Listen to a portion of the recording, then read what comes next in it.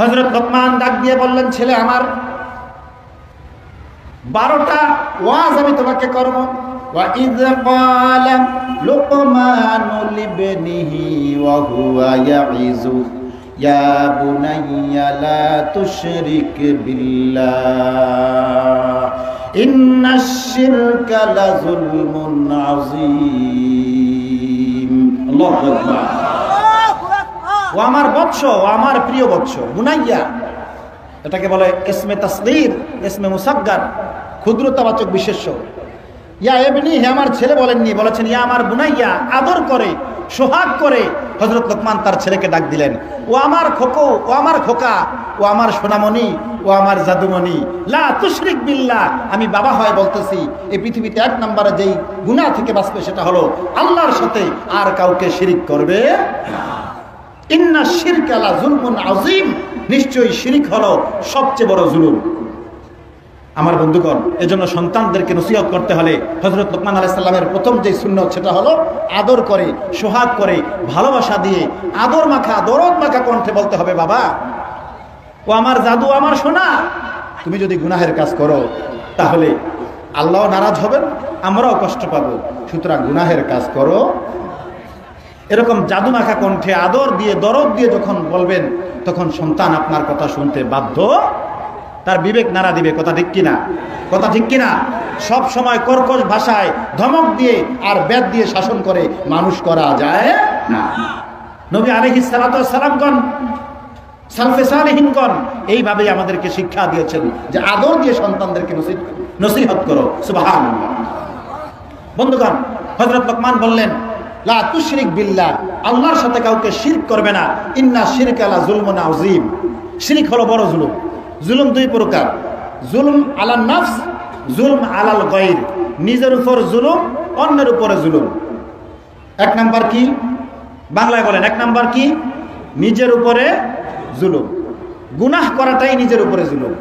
হযরতে আদম আলাইহিস সালাম এবং আম্মা জান হাওয়া আলাইহিস সালাম, তারা যখন আল্লাহ তাআলার নির্দেশ অমান্য করলেন, তারা কি দোয়া করেছিলেন?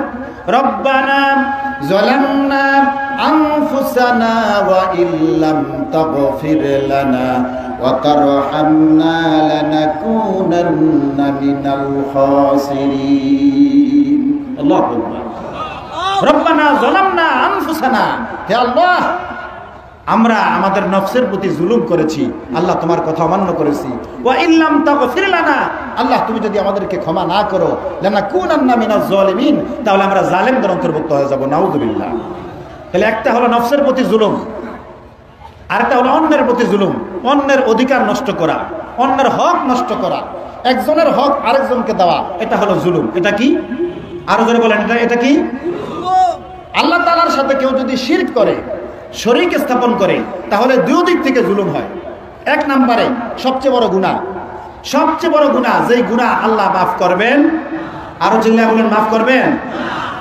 কিয়ামতের ময়দানে আল্লাহ তাআলার মাগফিরাতের দরিয়ার মধ্যে ঢেউ চলে আসবে, রব্বুল আলামিনের ক্ষমার জোশ চলে আসবে।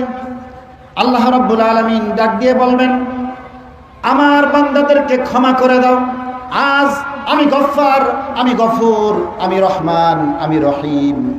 ফেরেশতারা ডাক দিয়ে বলবে, আল্লাহ, তোমার এক বান্দার, তোমার অমুক বান্দার আমল নামার মধ্যে শিরক পাওয়া গেছে। আল্লাহ তাআলা বলবেন, আজকের এই ক্ষমার দিনেও আমি আমার শিরককারী বান্দাকে ক্ষমা করব না। আমি আমার শিরককারী বান্দাকে ক্ষমা করব।